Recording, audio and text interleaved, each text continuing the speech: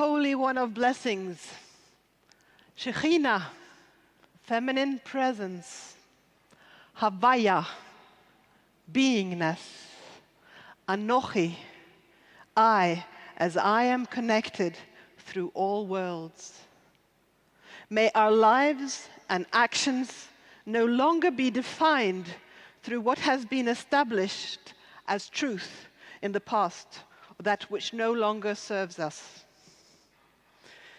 I am born and raised as a Jew in Norway, and in the shadow of the extinction of almost half the Norwegian Jewish population in World War II. In all of Norway, there are less than 2,000 Jews, and the only 2 synagogues follow the customs of Orthodox Judaism, meaning there are strict boundaries between men and women during services. After becoming a single parent and the proud mother of 2 sons, I began to explore my Jewish roots as a spiritual path. My journey had already opened me to spirit. Now, I reconnected to the community in Oslo that was part of my upbringing. Being a Norwegian, having grown up in the 70s, I take civil rights and women's rights for granted. Single parents have good social conditions and are supported in society. I had lived in Israel and knew Hebrew, meaning I could read and understand Jewish liturgy. With no spouse, though, I chose to perform the Jewish rituals of the home traditionally prescribed to men. And over time, I wanted to understand and master more as I was raising my 2 boys. The many commandments in Judaism, often addressed with a blessing formula or a ritual, in essence constitute a path of mindfulness,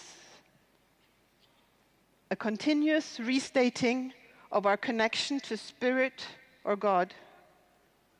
Thus, I discovered a deeper meaning and path towards spiritual wholeness in the tradition that I previously had abandoned. However, I also observed how being a woman seemed to be a stumbling block in my quest to deepen my spiritual connection. Most obvious was the male-oriented liturgy that addressed the God of Abraham, the God of Isaac, and the God of Jacob, using male grammar in prayer and for the attributes of God. And the fact that I'm not counted among the minimum of 10 men needed in the prayer quorum, the minyan, since women are exempt time-bound obligations. For a long time, I thought I needed to change, to adjust and accept, to fit in, buying into the understanding that religious structures represent the very will of God.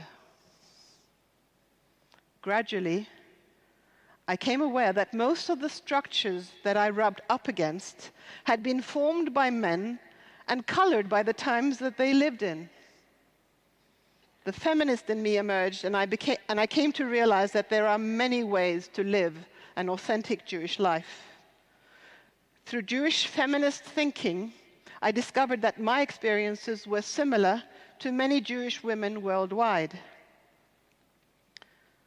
Judaism, in essence, is formed by the people who call themselves Jewish, and is a continual conversation between text, tradition, life lived, and spirit. I felt an increasing need to heal the experience of being the other, and from this understanding grew the idea that I would study to become a rabbi and be the very agent of change that I longed for.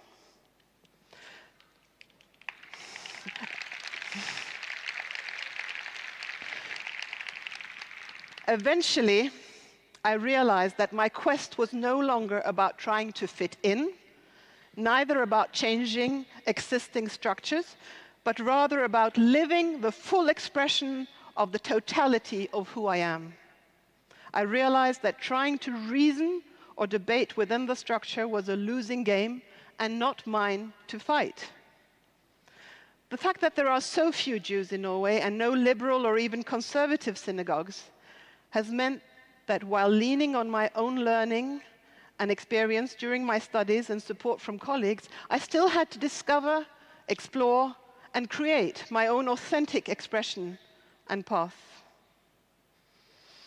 With a vision of what might be, and with support from a few close friends, I dared to create an alternative space in my home living room called Chavurat Kol Halev, Voice of the Heart Community. Here, men and women gather for Jewish prayers and rituals in the only egalitarian setting in Norway. I now rest in the knowing that I am a Jewish paradigm shifter. My role as a rabbi is to provide and create structures that are flexible and inclusive, and a space that enables healing for the people that seek me out.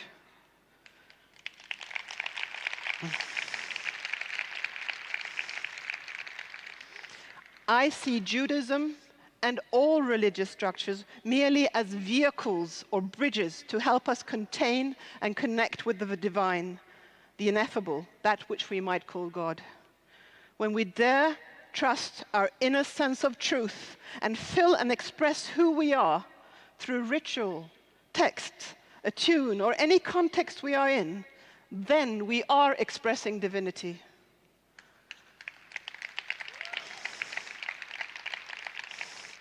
I am no longer too concerned with the gender boundaries inherent in traditional Judaism. Aware of the language offered in traditional prayers, I play with the gender attributes and names and use both feminine and masculine God language. I no longer go strictly by the book. Rather, I try to listen and follow my heart.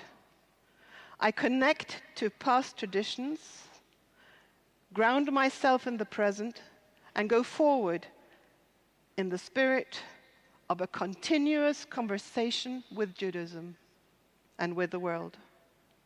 So, let us all find the courage to stretch our minds and beings, to live our lives soaring beyond the narrow places and stiffened boundaries of traditional religious structures.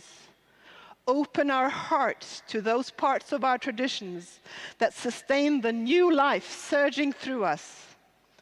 Open us to compassion, joy, goodness, awe, laughter, companionship, and community, and show us possibilities and solutions. Bless us with ever-present love that suffuses our beings, heals our wounds, and erases our fears, so that we clearly see beyond gender, beyond religion, beyond nationality, beyond cultural norms, race, differences of opinion and expression, as we embrace each and every moment from the fullness of who we are.